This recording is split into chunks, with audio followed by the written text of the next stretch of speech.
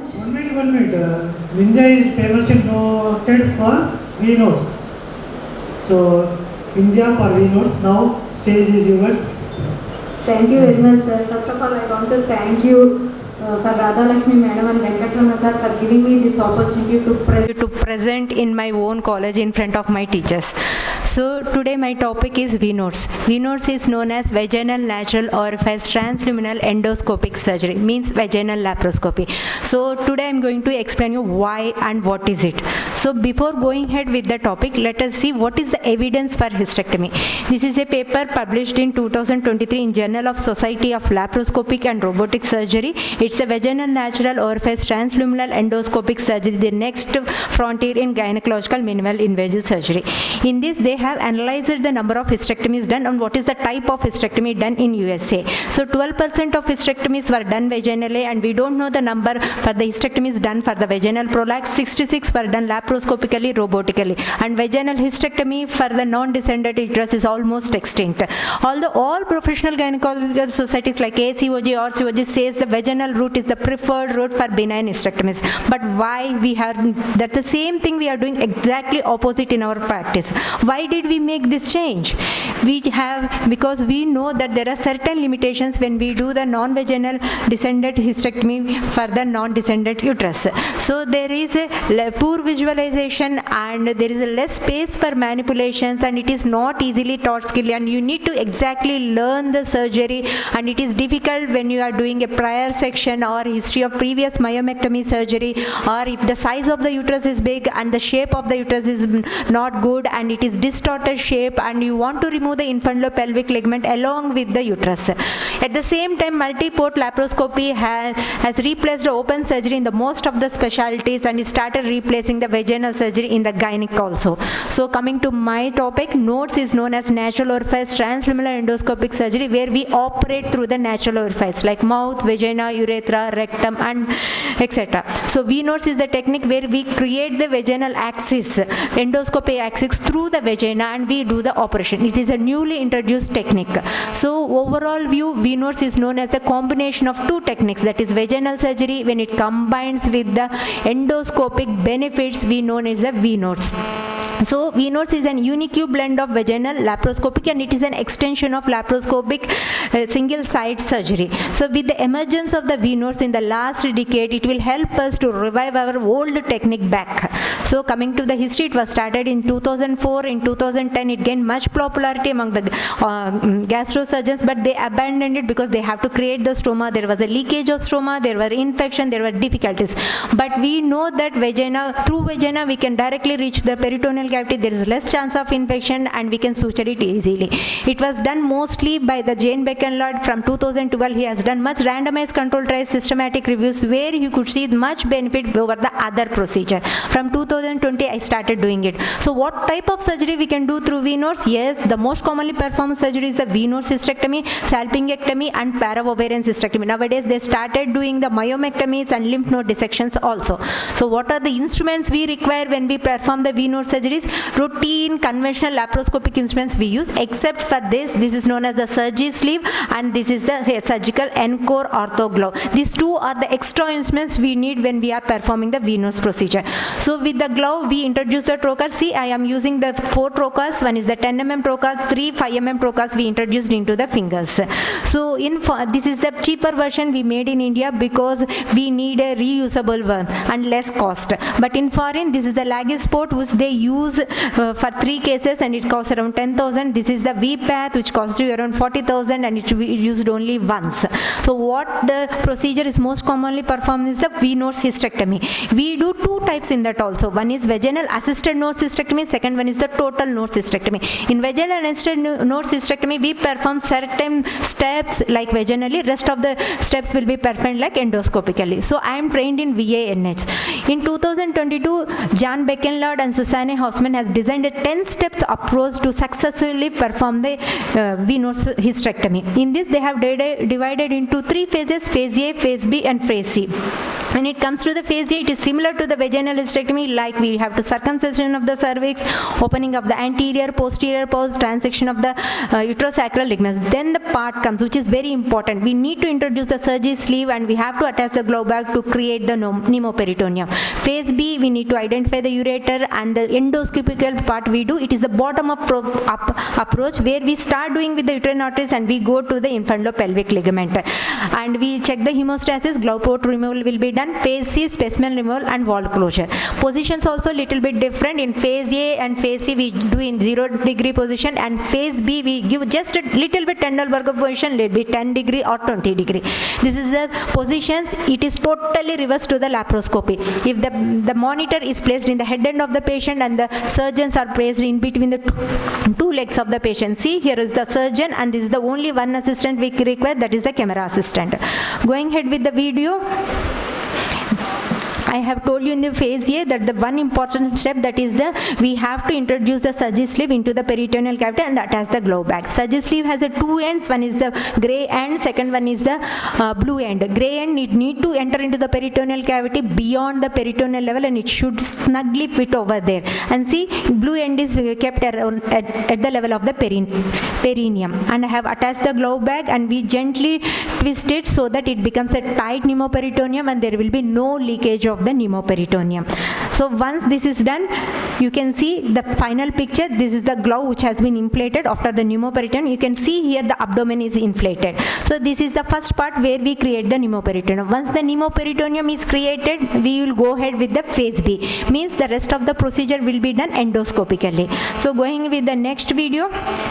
Once we enter into the glove, we can see the cervix is hanging over here. See, how can you see the cervix is gently pushed inward. You can see how easily we can push the cervix inside. This is a case of 46 years old with multiple fibroid uterus. Fibroid is around 14 centimeters in size. She opted for the hysterectomy. So I have completed the phase A. Now I am proceeding with the phase B. In phase B, we identify the ureters and see I am cauterizing and cutting the uterine vessels.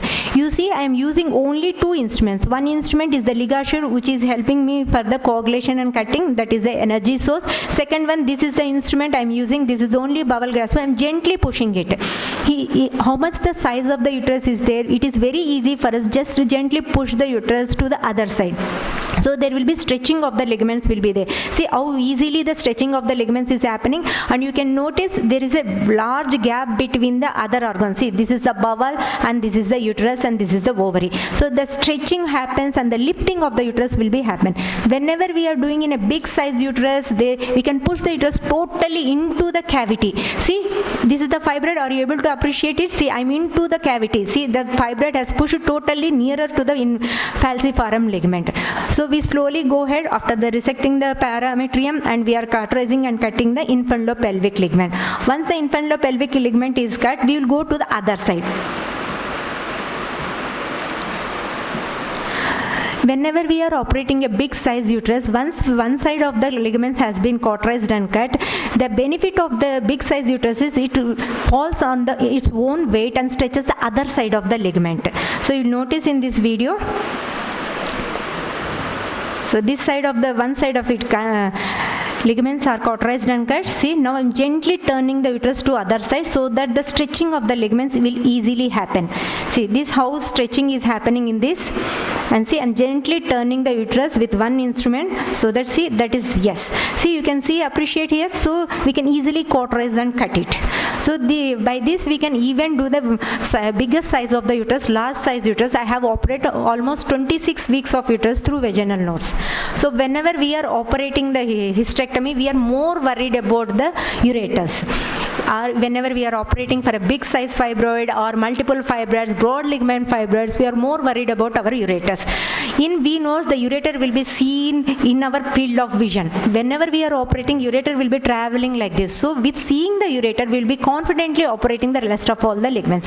In this video, I will show you how the ureter will be seen. This is a broad ligament fibroid. This is the multiple fibroid uterus with multiple fibroids and one broad ligament is there. Concentrate on the lateral side. See, you can see how easily the ureter peristalsis can be seen.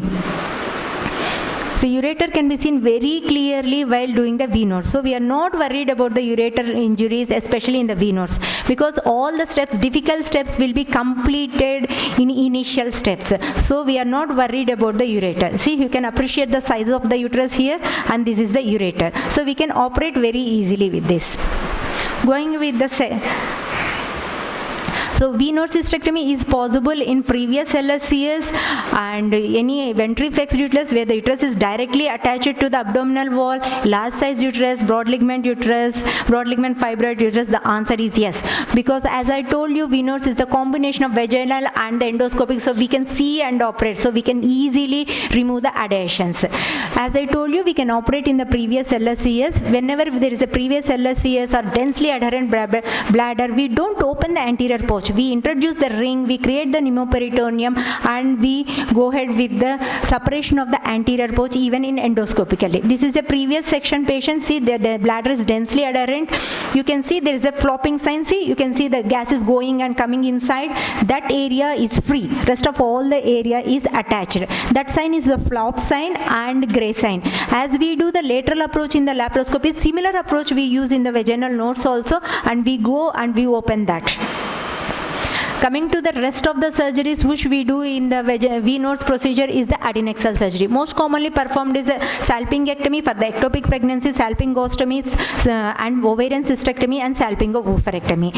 So whenever we do the adnexal surgery, we only open either anterior pouch or posterior pouch depending upon the pathology. If we are doing the tubes and ovarian pathology, we generally do the posterior pouch, because whenever the uterus hangs, the tubes and ovaries directly lie in the POD. So whenever we do a tubectomy or salpingectomy, ovarian cystectomy, we go to the posterior pouch. So now I am going to show a video for an ectopic pregnancy. Remember, this is a totally reverse direction of the laparoscopy. This is a case of 28 years old with an ectopic pregnancy of 4 into 3 centimeters. See, this is the uterus. So I entered the posterior surface of the uterus. This is the rectum. So this is the tube. You are able to see the tube with the ectopic pregnancy. This is the ovary.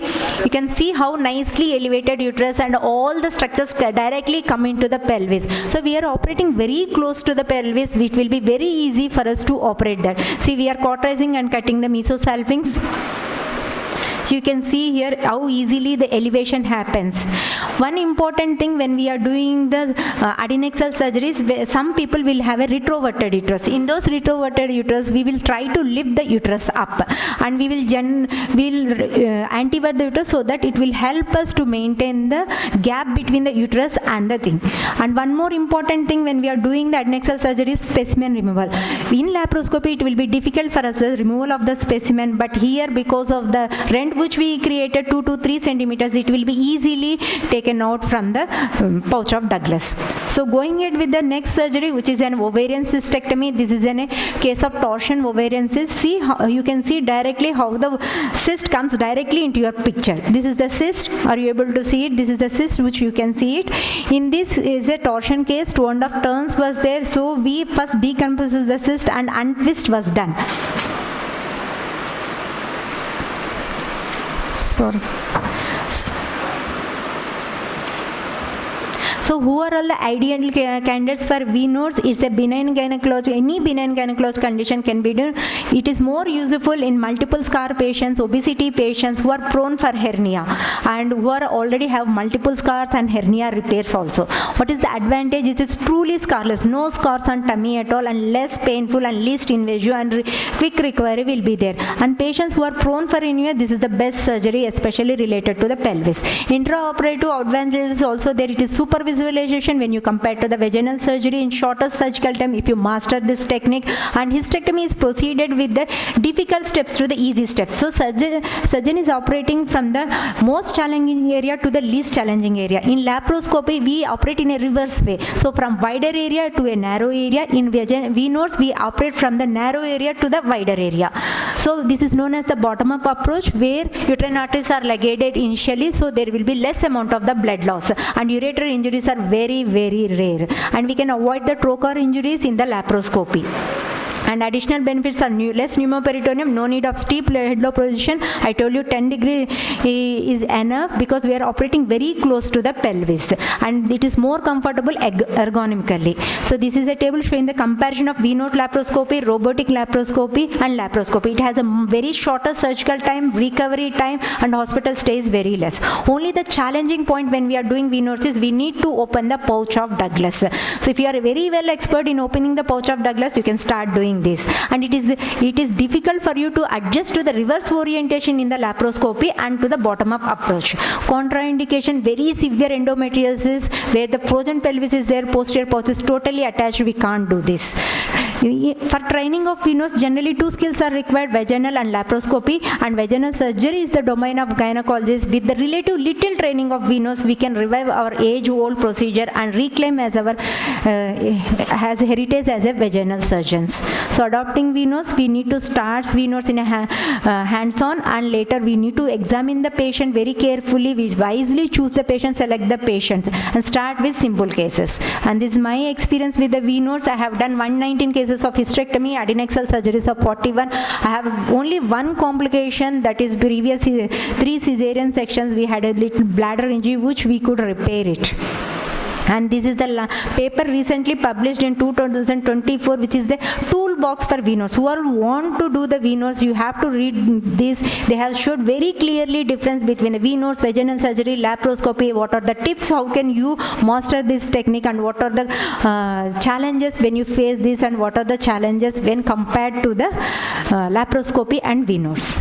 So as the evidence suggests, we know superiority in patient satisfaction compared to other techniques, so especially in the benign gynecological conditions. So now I will definitely say that V-nodes will emerge as a first option for the benign gynecological surgeries. Thank you.